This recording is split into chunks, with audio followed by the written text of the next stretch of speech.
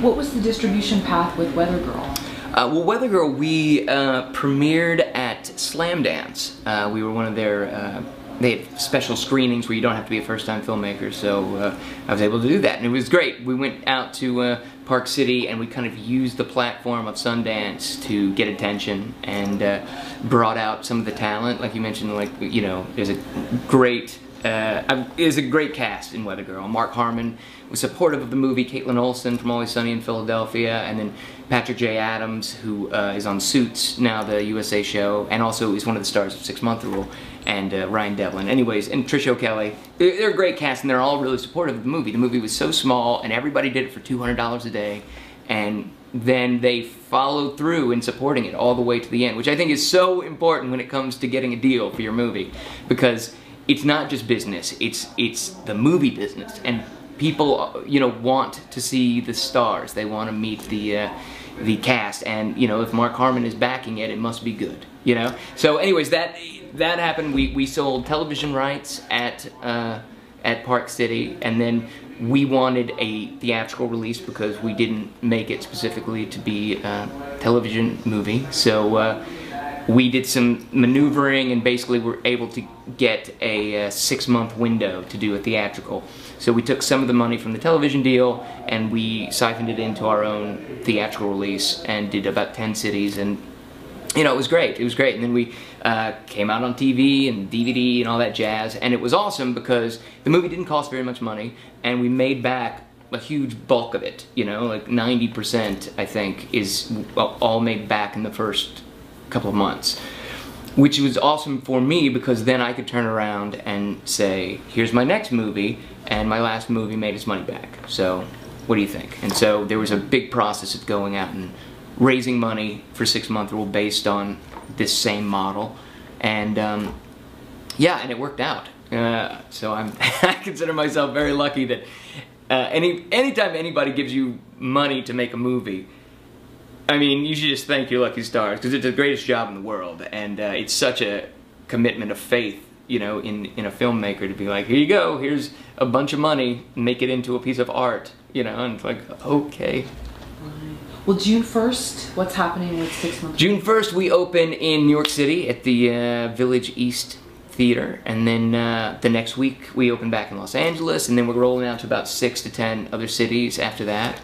And I'm just really excited about it. It's yeah, I've never had a film premiere in New York, so I'm getting ready to go out there for that, and that's going to be awesome. And then we're on video on demand in August, so it'll be available nationwide. You know, anybody with a cable box or a PlayStation, apparently now, you can just watch it on that. The future is awesome. Well, what are you doing to prepare for this release? I'm trying not to have an aneurysm. That's really the biggest problem I'm struggling with. No, it's, you know, it's intense, you know, making sure that everybody's got what they need, and you know, the publicity and blah blah blah. We're doing lots of interviews like this to try to tell people about it. Like, we don't have a huge budget for marketing and whatnot, so it literally is word of mouth. And you know, follow us on Twitter and Facebook, please. You know, because that's great. Like, social media is such a boon, I think, to independent film right now. It's like the fact that you can actually reach people without having to go through a studio or a television set or, you know, a radio interview. You can just reach out to them, and if they like what you're doing, then, you know, they'll support you, and if not, they won't. It's a really great time to be out there and you know, be independent, I think. Well, are you doing the social media, or is your firm, your PR firm? I have a whole firm that does. No, it's just me. It's you. Okay. It's just me. You know, I wish that there was some kind of office that I had behind me that was like, you know, Mr. Weaver, Mr. Weaver, right. Report from the Twitter sphere. Do you need your coffee now? Yeah, it's like, no, it's pretty much just me, and you know, I've had a great support from the cast. You know, everybody's so awesome. You know, like I said, Patrick J. Adams, who starred in Weather Girl, has this great turn in this movie, and his show Suits is just taking off. You know, it's going into its 2nd season, and he's been incredibly supportive. And Natalie Morales is on the new Aaron Sorkin show on HBO, and she's been pushing it. And Dave Foley and John Michael Higgins, and everyone's just been so supportive and reaching out to their fans and you know, telling them to come see the movie. So I'm really optimistic about how the theatrical is going to go, and I hope people like the movie. I think they will. Well, since you are Team Blayne Weaver, yeah. How many hours a day are you spending on all this? Oh, a lot.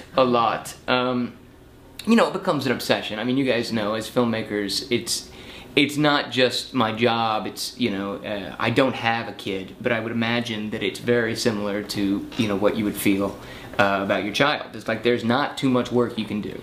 It's like this is the production office that I work at.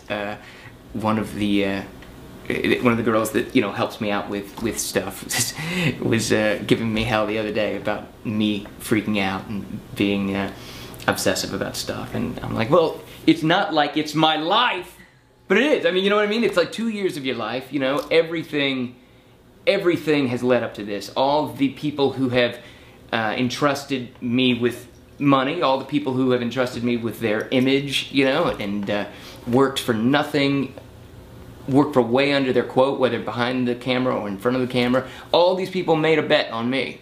And so there's no too much, you know, there's no end to, if I don't do everything I possibly can to make this thing a success, then I feel like I've let those people down. So, I mean, yeah, it annoys, you know, people. My girlfriend's really bugged with me right now for the amount of time and energy we spend on this, but you know, that's the job, and it's a really great job, so I can't complain about it too hard.